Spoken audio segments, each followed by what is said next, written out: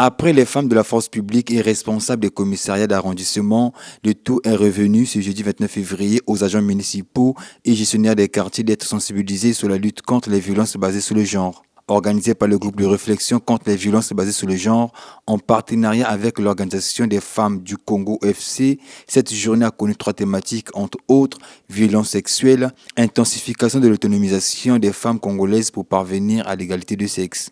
Est-ce que si on intensifie l'autonomisation, y aura-t-il égalité de sexe? Je me suis posé cette question dès que j'ai lu le texte. C'était la première question que je me suis posée. Ok, nous allons donc essayer de travailler là-dessus en nous disant, oui, on peut donc intensifier l'implication de la femme pour que la femme se développe, qu'elle soit de plus en plus autonome. Et elle a cherché elle-même son autonomie. Et vous, les associations, nous, les chefs de quartier, nous, l'administration et les groupes de réflexion, nous allons travailler pour que nous puissions alors rencontrer ces dames, leur rappeler qu'elles ont des droits, leur rappeler qu'elles n'ont pas à désespérer. Autre point abordé, égalité homme-femme, loi Mouebara et la typologie des violences. Nous avons des violences morales, des violences physiques.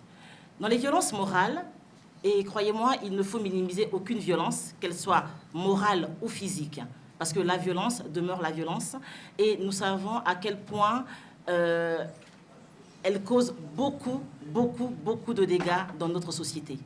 Donc nous avons vraiment le devoir de la combattre jusqu'à l'éradiquer. Donc nous parlions des violences morales. Les violences morales, on peut parler effectivement de toutes les violences qui ont attrait à l'honneur, ce que j'aime bien appeler l'infraction du songi-songi.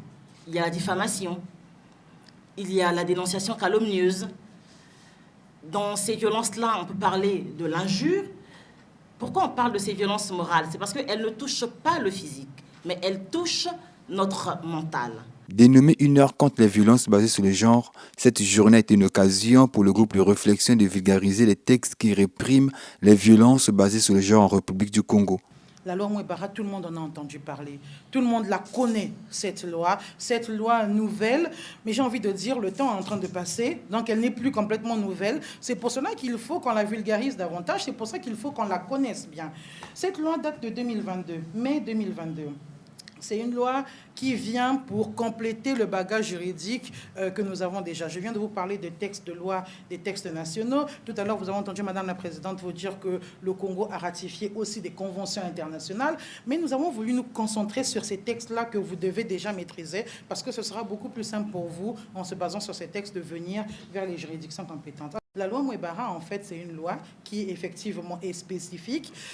Elle n'est pas contre les hommes, pas du tout, parce que vous savez, nous avons aussi la loi que je vous ai présentée tout à l'heure, la loi Potignan, qui est une loi spécifique pour protéger les enfants. Alors que des textes comme le Code pénal protègent tout le monde, femmes, hommes, enfants, mais nous avons voulu des lois spécifiques comme ça pour attirer l'attention sur les personnes vulnérables, sur les personnes qui sont trop souvent victimes de violences. Donc vous voyez que c'est une loi qui est juste spécifique et qui vient compléter tout le bagage juridique qu'on avait déjà. C'est intéressant de savoir que la loi Mouebara punit aussi les femmes. Parce que la loi Mouebara punit les auteurs, les co-auteurs et les complices de violences à l'égard des femmes. Mais moi, femme, je peux être auteur d'une violence à l'égard d'une femme. Je peux taper une femme, non? Je peux la blesser. Je peux organiser son viol, comme on l'a dit tout à l'heure. Donc vous voyez que je peux être co-auteur ou complice et je passerai sous le coup de la loi Mouebara.